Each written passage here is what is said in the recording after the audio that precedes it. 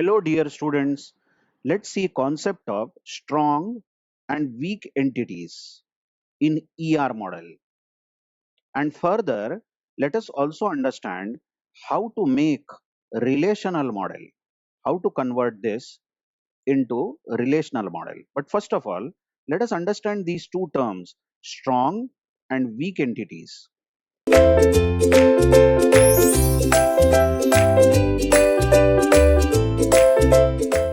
Now, as an example over here, we have shown a EMP entity, and every employee as usual has employee ID, which is primary key, then salary of the employee and name of the employee. So there are three attributes for the EMP entity. And another entity I have shown on the right hand side is the dependent entity. The concept here is that the employees have dependents. For example, Samir is an employee and Samir has a dependent. Samir has a dependent father, mother, wife, and daughter.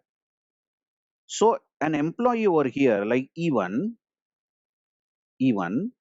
has some dependents, correct or not? Has some dependents. Now that's what is the relation over here. But then you observe that this dependent, this dependent entity, I have shown in a double rectangle. Normally entities are shown in rectangle, isn't it? But this dependent entity I have shown in double rectangle. Now, what's the reason behind this? Is that this dependent is weak entity. And I have not drawn double rectangle for EMP. EMP is a strong entity. Now, a very simple definition of strong entity is that an entity which has primary attribute, which can be unique. That means every employee has a unique employee ID which cannot be null. Such an entity which has a primary attribute or primary key is called strong entity. What is a weak entity? Now, any entity which does not have primary key, or rather, we cannot identify a primary key. We cannot make some attribute as primary key for that particular entity, then such an entity is called as weak entity. Like you see, this dependent is having dependent name and dependent age. Maybe we might have address also over here, address of the dependent. So it has many attributes, correct? Many attributes, but none of the attributes are underlined. That means we don't have any primary key for this particular entity. Well, we cannot make dependent name as primary key because there can be two dependents with same name. For example, E1 has a dependent father whose name is A1, and E2 also has a dependent father whose name is also A1. It is possible that two people have same name, or who knows, maybe E1 and E2 are brothers. So obviously they will have the dependent names repeated. What that means is we are not able to fix some primary key for this dependent entity. As there does not exist a primary key, we say this is a weak entity. I'm sure you're thinking about something. Many students do so. The point that you're thinking is, why don't you introduce one more attribute over here called dependent ID? Let's give ID for every dependent also. And let's call this as primary key. So whatever dependents we store here, along with their name, we will store some number also. But I'll tell you something in common man's language, layman's language, is that giving such dependent number or dependent ID to the dependents is insulting. Let's repeat this. This is really insulting. I mean, can you think of that here is E1, let's say Samir, E1 is Samir, and E1 has a dependent, his father, named Yashwant. So dependent name is Yashwant, and you have given some number like 101. I mean, what nonsense? How can you give a number to my dependent? It is as if, this dependent on one fine day comes to my office and the receptionist over there will ask, "What is your number?" Oh, good Lord. In layman's language, I am telling that you can't think of giving a number. It is meaningless to give a number to a dependent. Yes, in our company, every employee is identified by employee ID. We can accept that. But we cannot digest that somebody, gives a number, dependent number to my mother. Anyway, so basically, we can't think of giving some ID or a unique number to a dependent. So we are not able to find out an eligible attribute which can become a primary key. Hence, this is weak entity and it is shown in the double rectangle. Now you see, every employee has dependents. And this is a relationship between a strong entity and a weak entity. Whenever there is a relation between strong entity and weak entity, we will show that relation in the form of double rectangle, double rhombus, I'm sorry. So whenever you see a double rhombus, you should say that this is a relationship between strong and weak entity. Now one more thing, this dependent name may be shown by many authors as dashed line. It is not completely underlined, it is dashed line. Now the reason behind that will be very soon we will see when we transform this ER model into a relational model. But remember the definition, weak entity does not have a primary key. Strong entity has a primary key. We say this weak entity is a subordinate entity. Subordinate, correct? Of the strong entity. Okay, now how do you represent this? By the way, one more thing. What about this double line here and single line here? Think over it. Think over it.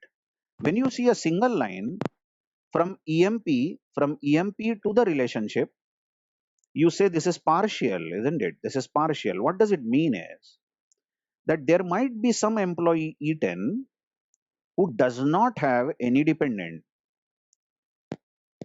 It is highly unlikely that this can happen, but maybe E10, does not have any dependent, but E9 has. E9 has some two dependents going out, father and mother. But E10 does not have any dependent. What that means is every employee over here in the employee set may not participate in the relationship. Some employees may not have any dependents. Some employees may have one or more dependents. So as every employee is not participating in the relationship, we have shown a single line, which is partial participation. Now think of this from dependent side. There is a dependent, let us say D10. If you ask this dependent, whom are you depending on? Definitely this dependent should tell that I am depending on some employee E1. I mean, there cannot exist a dependent who is not linked to any employee. In fact, existence of the dependent is because they are related to some employee, isn't it? So every dependent must participate in this relationship. So this is total here. Double line has been shown. Correct? Also, what do you say about 1 to n or n to 1 or n to m, many to many? Which type of relation is this? Just check out again. If you ask E1, how many dependents you have? Maybe E1 has 3 dependents. So E1 will say, I have a dependent 1, dependent 2, dependent 3. So if you watch the dependent side, this is many, isn't it? One employee may have many dependents. Some other employee may have one dependent. I agree. E2 has only one dependent. Correct? but there is a possibility that an employee can have more than one dependent. So dependent side is n. And what do you say about the other side? What do you say about the other side? If you ask any dependent over here, whom are you depending on? This person will say, I am depending only on one person, isn't it? Maybe this person is father of E1. So obviously, this dependent is related only to one employee. Each dependent over here is related to a unique employee. So EMP side is 1 and dependent side is n. I hope this is understood. Now, what about the relational model? How do you convert this into a relational model? Now, there will be two tables created. Just check. First table will be EMP and other table will be dependent. So, as easy as it goes, each entity, EMP and dependent, becomes a table. And the columns in the EMP entity will be EMP ID, which is the primary key, then EMP name and EMP salary. So this becomes one table. Now what about dependent table? Now here starts the fun part. The dependent table will have one column added called EMP ID. And this will be the foreign key which refers the primary key over here. So you can have an employee ID in the foreign key column only if that employee ID exists in the EMP, the parent table, isn't it? And obviously this dependent will have dependent name and age. Assume age is written, I am not showing it. So what do you understand is that when you tie these up and when you bring them in the form of tables, there are two tables created, one for each entity, and primary key of this strong entity is added as foreign key of this weak entity. Just check this. Just ask yourselves whether you have understood this particular correlation now between these two fields, EMP ID and department name. Just check this. Suppose we have employee number 1, employee ID 1, and employee ID 1 has a dependent A1. A1 is the name of the dependent. Suppose we have employee number 2 and employee number 2 has a dependent A1. Please try to understand that A1 is the son of employee number 1 and A1 is maybe the father of employee number 2, isn't it? But both have same names. It is possible, isn't it? But then you tell me, shouldn't the combination of these two fields be unique? That is, employee number and the name of the dependent should be unique. I mean, you cannot again store that employee number 1 has dependent A1. Come on, you already stored that information. So combination of EMP ID and department name will be unique now in the dependent table. So both these will become primary key. Combination of EMP ID and department name will become primary key. As such, this weak entity did not have any primary key to begin with. But now both EMP ID and department name are underlined and they become the primary key.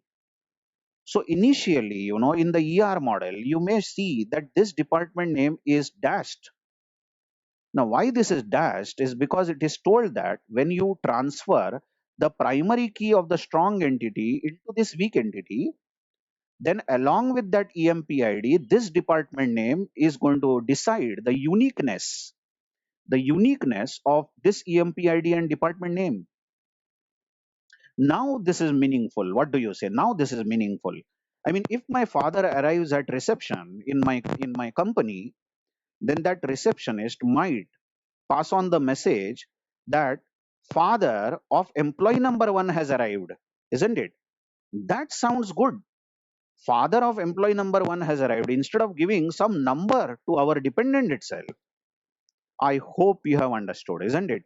What is strong and weak entity, and how do you convert that strong to weak relation, this double rhombus, into tables? Thank you very much.